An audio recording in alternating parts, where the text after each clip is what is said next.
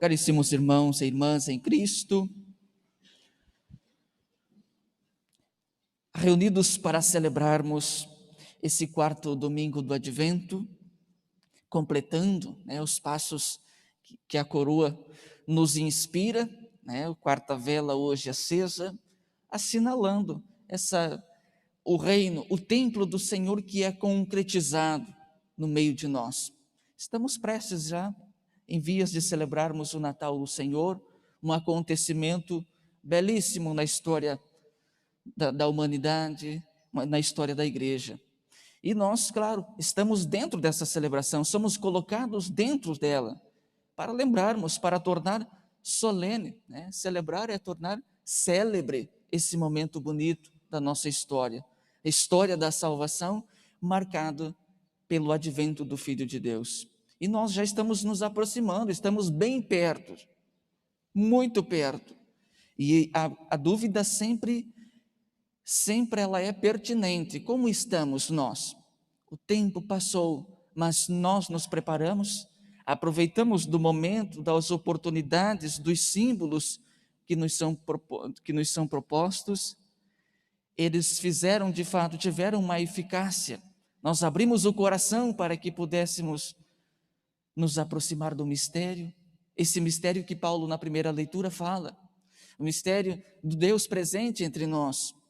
A primeira carta aos Hebreus começa dizendo que Deus de muitos modos tem falado por seu povo, nunca deixou-os desamparados, sem um alento, sem uma palavra, sem um ensinamento, mas nos últimos dias Ele nos fala e passará a nos falar por meio do Filho.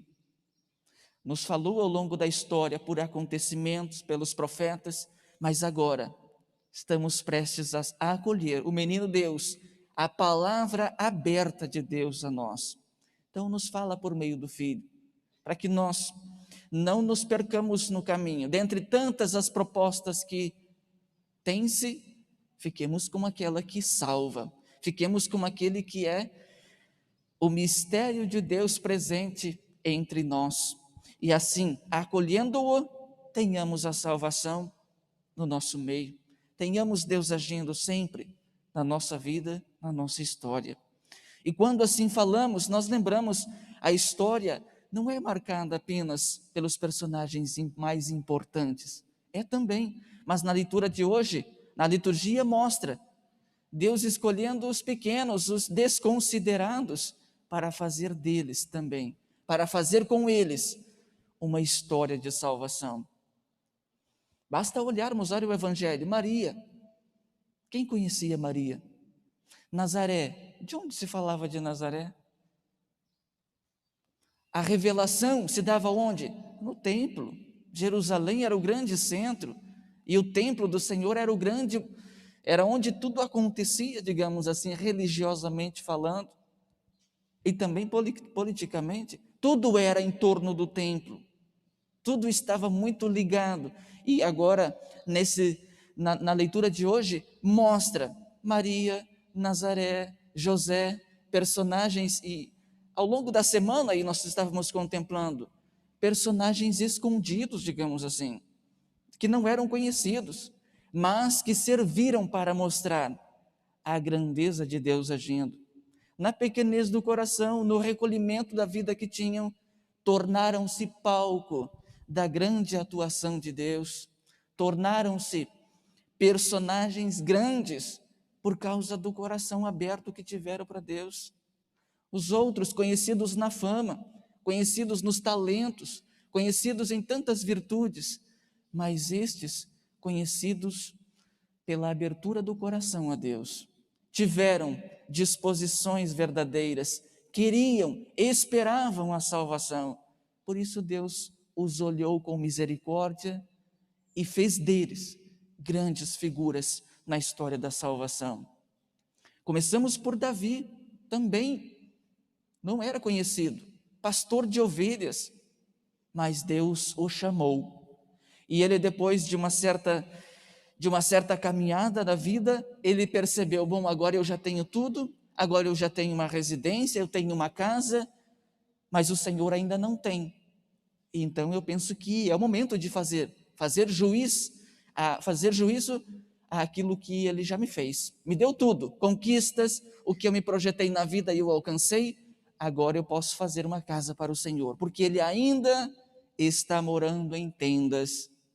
E aí Deus fala por meio do profeta: eu te fiz tantas coisas, tantas conquistas, tantos méritos, tantos passos, mas para encurtar a história, Deus vai dizer para ele: não vai ser você quem vai me dar um templo, não vai ser você quem vai construir uma casa para mim morar, não vai ser você quem vai edificar uma estrutura de pedra, concretizar a minha presença no meio de vós, mas vai ser um descendente seu, vai ser alguém da sua linhagem, mas não vai ser você quem vai me dar uma casa, quem vai me dar um templo.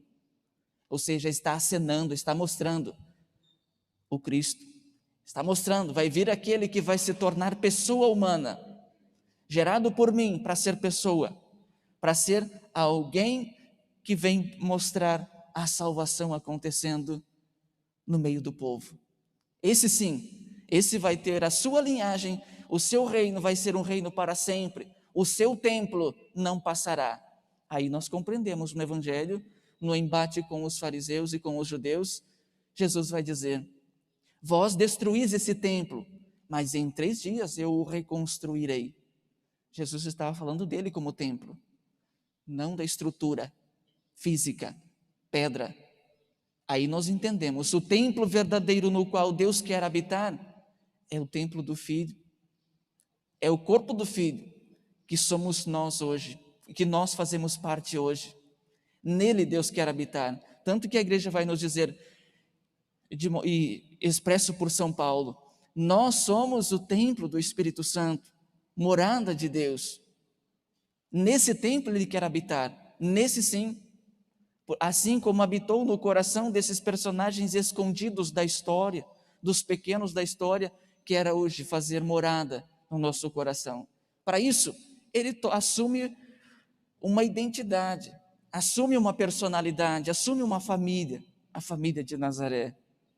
Para que nós, celebrando esses mistérios que a segunda leitura apresentava, possamos nos encher da alegria, nos encher de esperança, nos encher das mais nobres disposições que Deus nos concede. Para que isso aconteça, esse evento salvífico aconteça por excelência, abramos o coração e, assim como Maria, possamos caminhar sempre na luz, nessa sombra da nuvem que é o Senhor, permitindo-se sempre esse encontro bonito no qual nós nos enriquecemos com sua presença. Quando Ele vem, Ele não se diminui, não perde nada daquilo que Ele é, mas eleva a nossa condição, eleva. Tornamo-nos cada vez mais próximos dEle, tornamo-nos cada vez mais divinizados, podemos dizer assim, porque assumimos as virtudes que Ele trouxe, as condições que Ele trouxe. Então, nessa preparação, às vésperas do Natal do Senhor, ainda dá tempo daquele perdão que não está acontecendo, ainda dá tempo de um controle das maldades que ainda não está acontecendo, para que, de fato, esse templo que sou eu, possa ser na sua forma mais expressiva e significativa possível. O Senhor certamente gostaria de fazer do nosso coração uma morada, mas uma morada limpa, limpa de tudo aquilo que pode nos distanciar dele. Ainda dá tempo de nos aproximarmos, de abrir de fato o nosso coração, nossa vida, para que toda ela seja orientada para Deus. E essa história, às vezes nós, pequena, insignificante, mas que seja palco da ação de Deus, porque aí sim é uma vida cheia de sentido, cheia de significado, porque tem Deus, o maior mistério de Deus entre nós e em nós. Em vias de celebrarmos o Natal do Senhor, abramos o nosso coração e recebamos esse anúncio, recebamos esse convite, como Maria também fez. Ao contemplar o menino que nasce, também possamos dizer, porque Maria é sinal da igreja, é o sinal, é símbolo, é o protótipo, é o modelo do discípulo. Como o discípulo se comporta diante da proposta do Senhor? Senhor, eis-me aqui, faça-se segundo a tua palavra. Eis-me aqui, envia-me.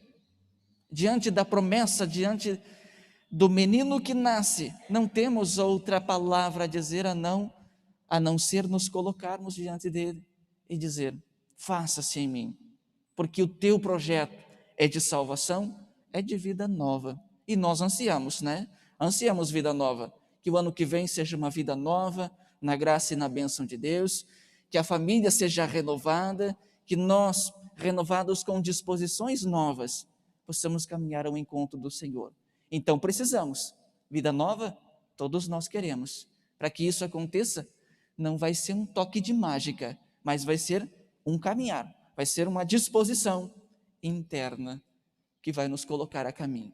Que o Senhor nos ajude, que Maria Santíssima, a personagem célebre, importante desse tempo, nos inspire, nos ajude com a sua poderosa intercessão. E nós, com fidelidade, com dedicação e com zelo, possamos abraçar esta causa com inteireza de vida. Fiquemos